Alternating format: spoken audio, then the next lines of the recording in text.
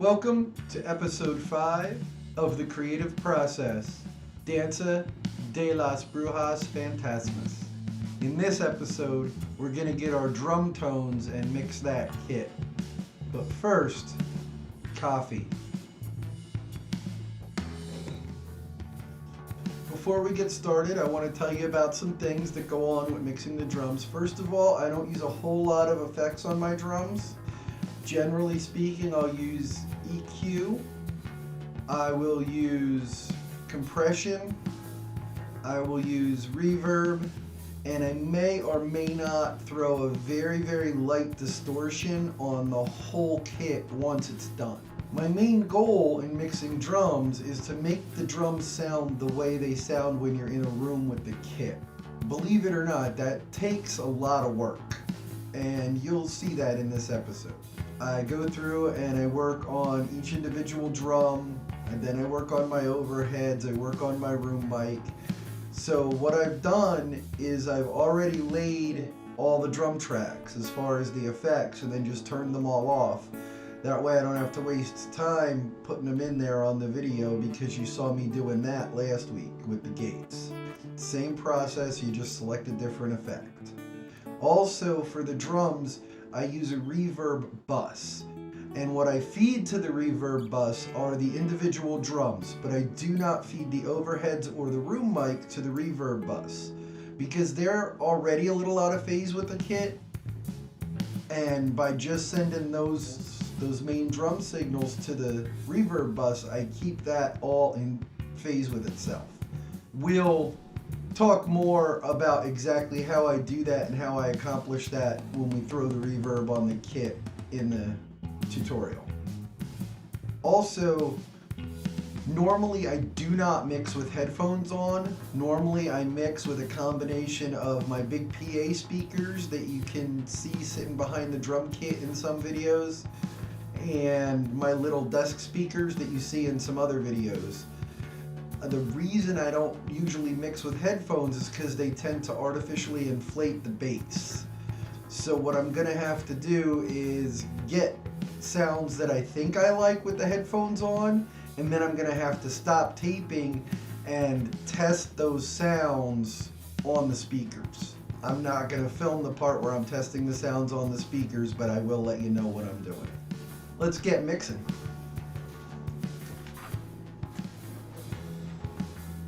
Alright, so as you can see from last time, I have my project set up. You can see that these effects buttons are green. That means that those channels already have effects laid on them. I also have the drum reverb bus over here muted right now, because I'm going to wait until I'm ready to lay the reverb in to do that. So the first thing I want to do is I want to set this up so that it just keeps replaying the entire song. So what I'm going to do is I'm going to select the whole song, except for the dead air at the end. And you can also see now that all my multi-tracks are exactly the same length, because they were actually exported in the last video. And then I'm going to turn my repeat button on. What that's going to do is it's just going to let the song keep playing. So I start off by playing the song. I'm going to start working on the kick. So the first thing I want to do is EQ it. Why do I have 3 compressors? Well, I'll probably end up using one of them. Since this is the kick, I'm going to put a low pass around 2K, because I don't need to hear anything above that out of the kick.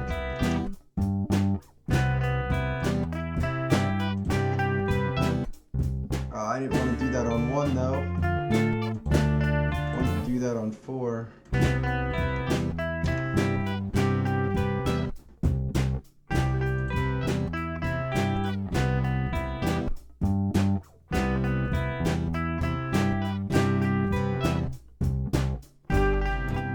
I want this to thump. So I'm going to create a low shelf at 100, and I'm going to give it about 3 dB.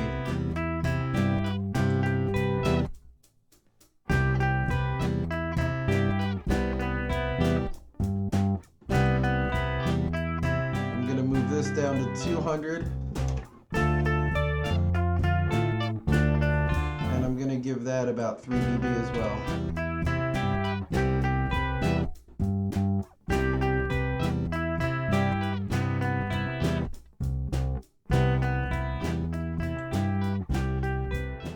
I'm just going to compress the hell out of this. I love to use this compressor on my room mics. I forget what it simulates, but it's pretty badass.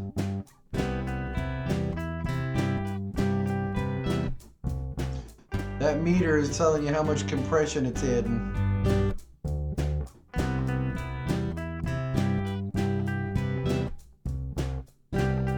Look, if I bypass it, let me solo that room mic. Bypassed.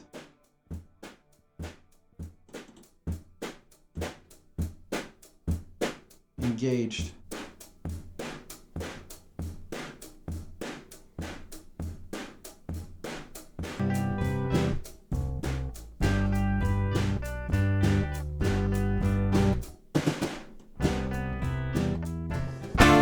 I want to break my rule. I think I want to put a slap back on that kick.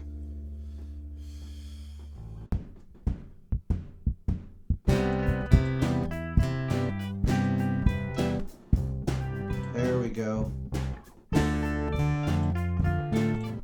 Alright, let's look at that snare.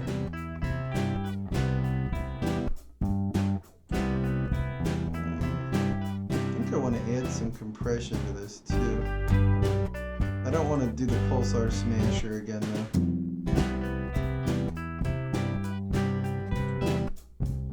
Yeah, I don't need that delay now.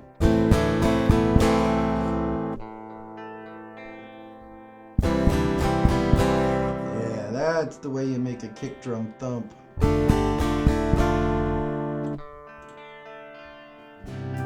So what we're gonna do with the snare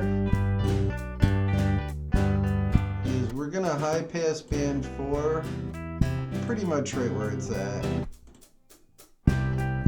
Or low pass rather.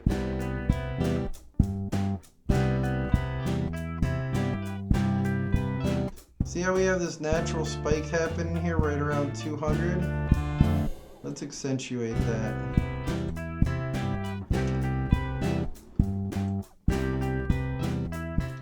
High pass this at about 50 hertz just to get it out of the way of the kick.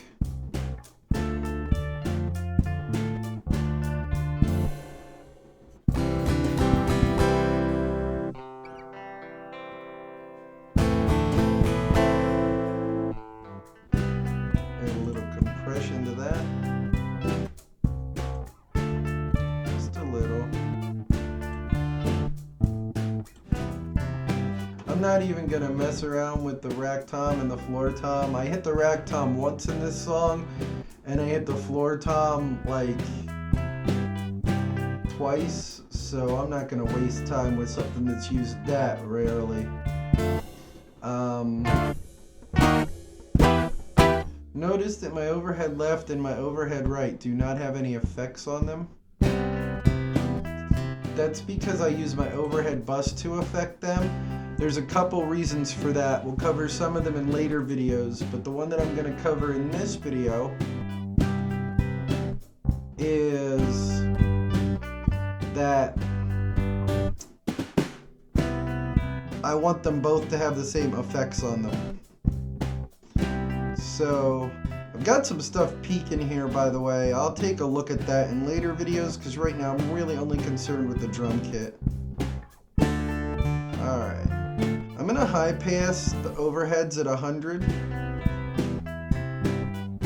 And I'm going to take that 5K high shelf and I'm going to go ahead and give it 2 dB.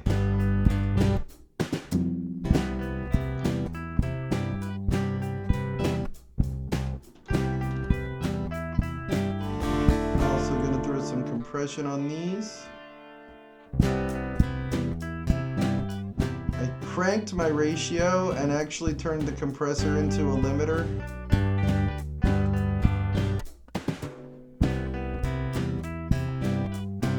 But then I'm gonna auto makeup it.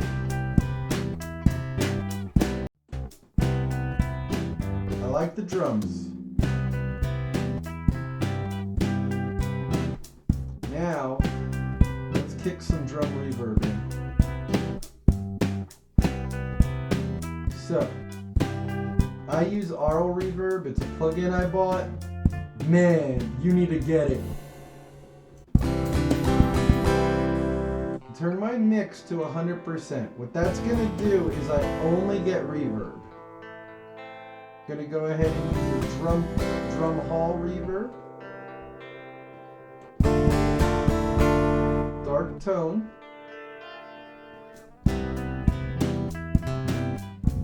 And just crank that output because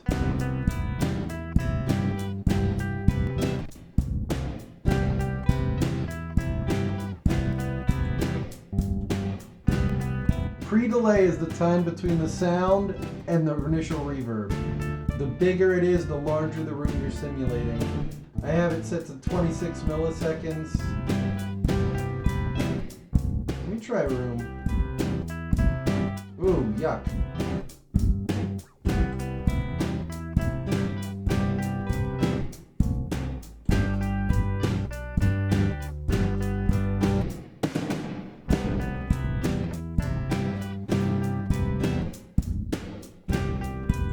And then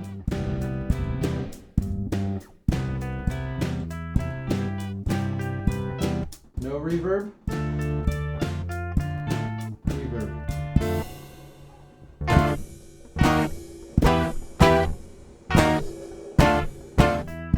Reverb.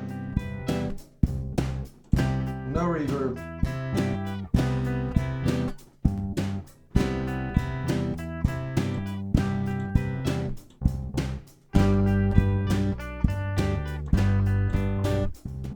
Now check this out. I'm going to throw the smasher on the whole neck kit.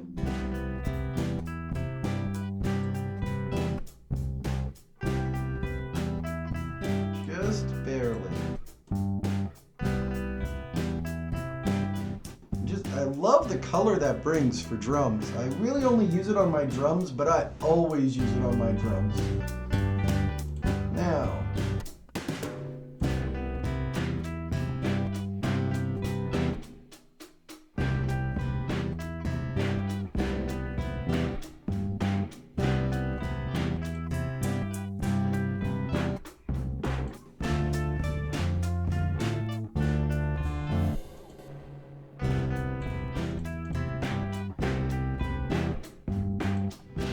you hear that?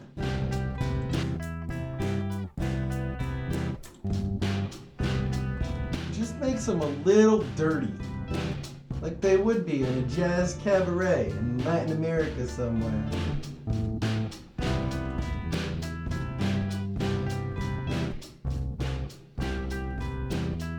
Really makes them cut the mix. A lot of people use tape saturation for that, but I don't. Alright, I think I like what I got, so I'm going to turn the video off. I'm going to turn this mic off that I'm recording my voice with, and I'm going to check this on the speakers.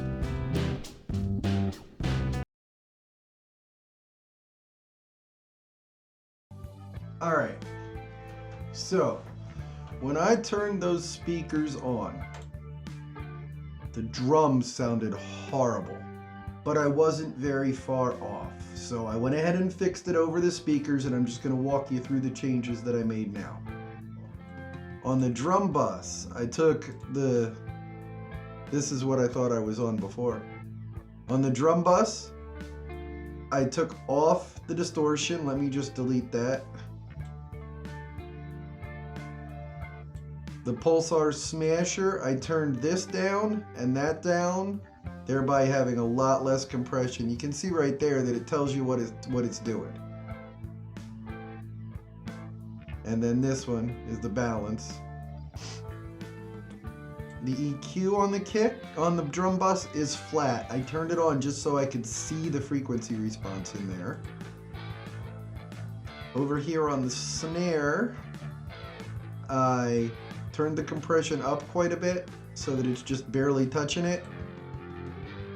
And I didn't do anything to this. Or yeah, I did. I took this out. I took that boost out. That was part of the offensiveness that I was hearing. Rack and floor tom I didn't touch. I already explained that. I didn't do anything to the room. Or I did a lot to the room, actually. Sorry. This right here. That's what I did to the room. I put that cut in there at roughly the same place I had a boost on just the snare channel on the headphones.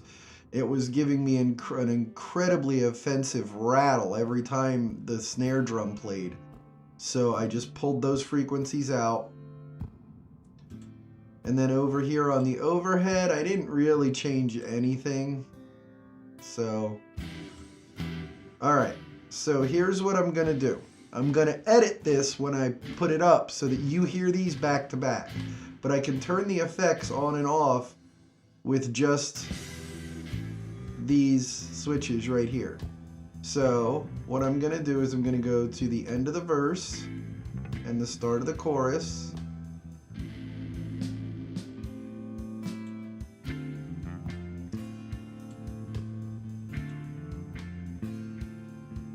And I'm going to create a selection that just catches the end of the verse.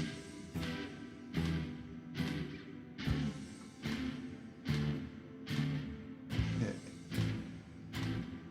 So I want to go from right here and then catch that first 2 runs through the chorus. I'm going to turn my repeats already on. I'm gonna play that through once. This is the way the drums sounded when we started. Notice that all the effects are red now. That means they're off. This is how the drums sounded when we started.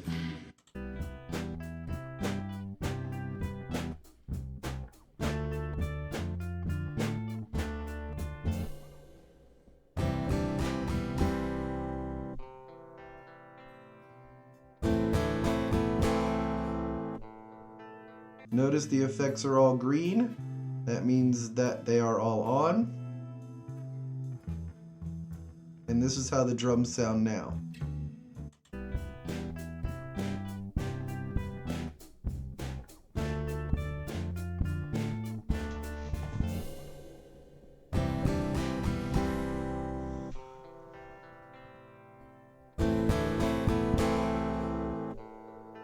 Gonna do that one more time, and this time I'm not gonna talk at all in between them.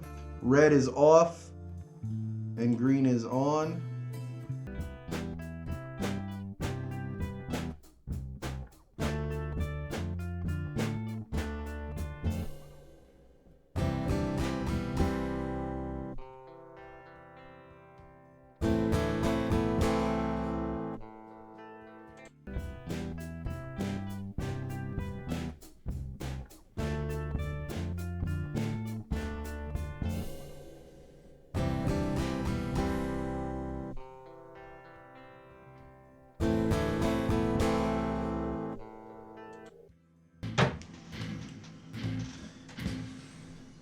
And that is the way we mix a drum kit. Join us next time when we mix the bass. Generally, the bass doesn't take very long, so I might do the bass and the acoustic together in the next episode. I'm not sure. But anyway, please like the video, subscribe to the channel, and then after you subscribe, ring that bell so we can let you know about future uploads. Also, if you wouldn't mind, check out our Patreon. Until next time, stay happy, stay healthy, God bless.